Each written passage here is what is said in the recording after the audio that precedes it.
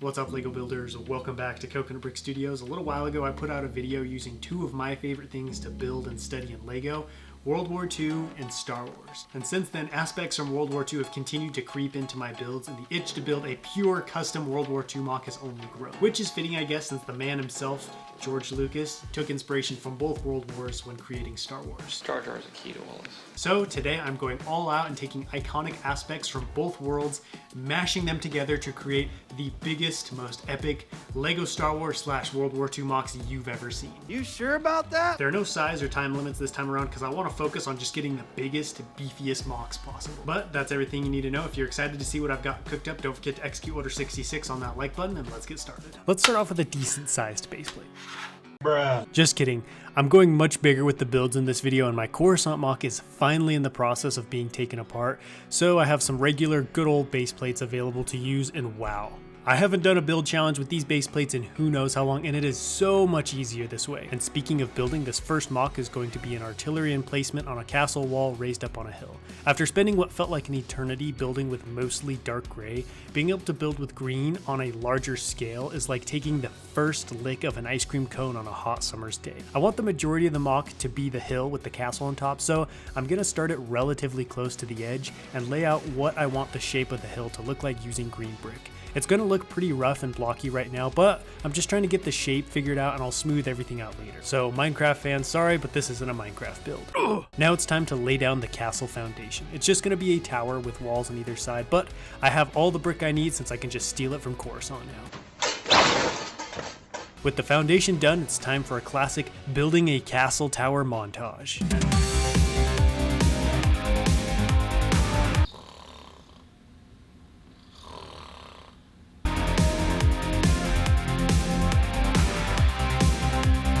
I have built castles before, so I've got lots of castle-esque pieces available, and I'm going to be adding masonry brick, headlight bricks, and inverted slopes into the walls to make it look more realistic and abandoned. I picked a castle for the structure since, you know, it's World War II in Europe. Often castles, manors, and other structures were repurposed as barracks, hospitals, command stations, and defensive positions. Plus, I thought clones firing mortars from a castle wall would be lit. Literally. I want the side walls to follow the same curve of the hill, so I'm going to lay out what that will look like underneath, then connect the top of the hill onto that foundation and start the walls. I haven't built a castle in quite some time, and I must say it's a lot of fun. If only I had a second channel dedicated to castles where I could build even more.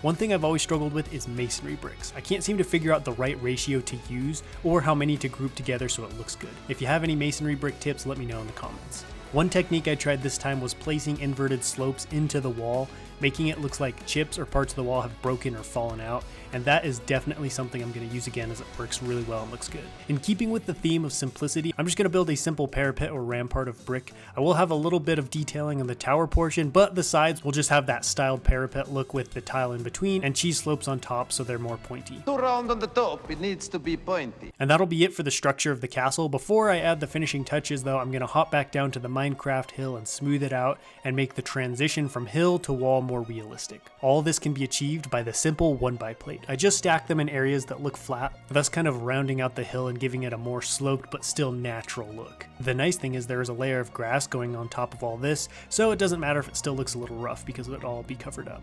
And speaking of grass, it's time to lay down that grass.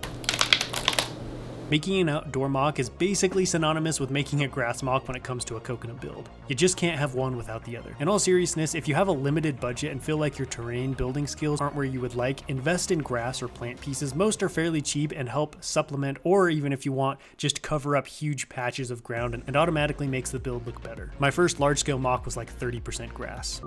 He's right. Before I add grass to the base of the wall, I'll need to connect studs and other pieces onto the headlight bricks, which will add more texture and detail to the wall.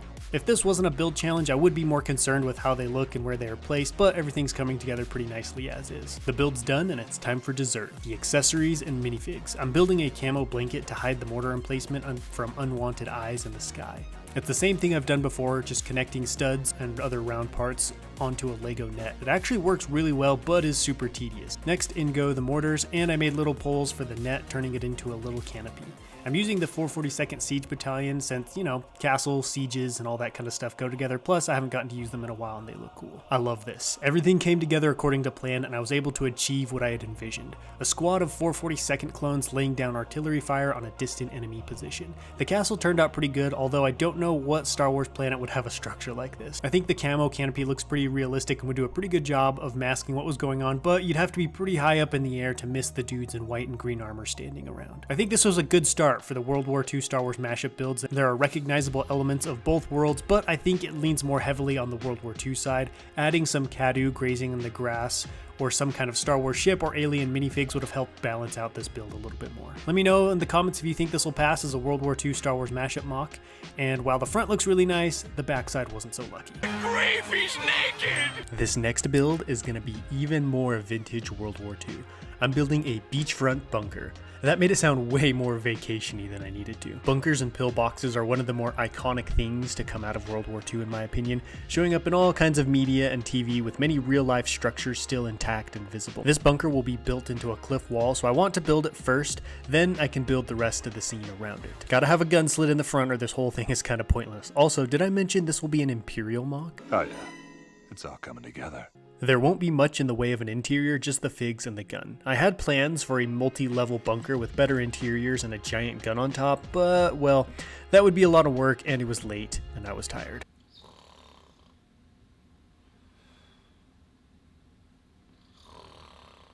I will, however, be giving this a roof, and at first I was going to tile off the whole thing, but I remembered I wanted to run a rock wall across the top and I needed something for that to connect into, so I had to pull up some of the tile and add some plate.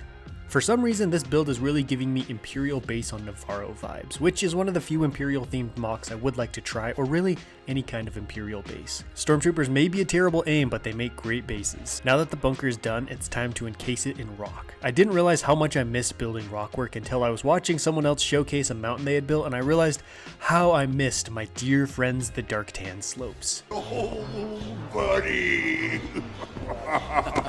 The tricky part was trying to build the rock work on top of the bunker, because in the middle of the bunker roof it has a removable hatch, but when I tried to place parts on top of that it kept caving in, and I just realized the hatch kept caving in and knocking over the minifigs, but the hatch was only there so I could set up the minifigs when they got knocked down, so no hatch, no knocked over minifigs. Now when you see a Dark Tan mock from me, it's typically an Utapau mock, but there are no beaches or oceans on Utapau as far as I know, so I'm not really sure where exactly this is. I highly doubt the Imperials would go to all the trouble to go all the way out to the outer rim, build a single bunker, and then stick some troops in it, especially because they can't even stop their own Death Stars from getting blown up.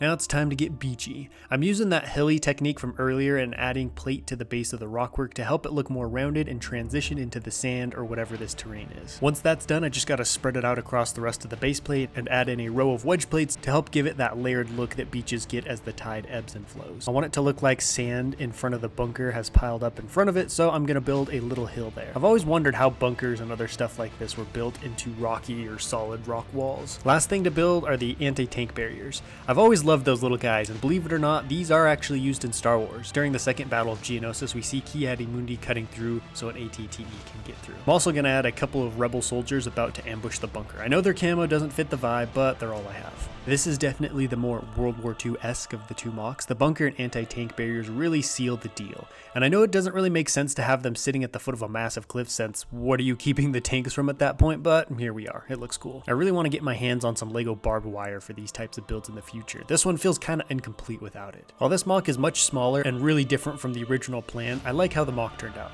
The whole build meshes together well and looks accurate. It also has more of a story to it with the rebels about to toss in a thermal detonator and blow up the bunker. With all the mashups I've done, I have yet to build a pure World War II mock, but fear not, there is one in the works. I'm currently working on a Sherman tank designed by JD Brick Productions, who also has a cool Tiger tank I'm going to build next. One of my favorite places to study in World War II is the Western Front, and I've wanted to build a small village or countryside in the French Bocage for a while. There's just something about tanks rumbling down cobbled streets and fighting among amongst the hedgerows that is really appealing to me. So once the tanks are done, I can get started on that. I think I found my new favorite type of video to make. Just building a mock is one thing, but adding the challenge of trying to combine two different worlds and eras in a way that looks good and makes sense is really what makes these videos so enjoyable. I get to pick the best aspects of both worlds and combine them in any way I want to create brand new stories and scenes. That being said, I do enjoy the more structured and actual scene-based challenges as well, so I think next time I try this, I'm going to recreate a specific World War II battle, but with Star Wars figs and vehicles. Don't forget to let me know which of these two mocks was your favorite in the comments, and I will catch you next time, but until then, happy building.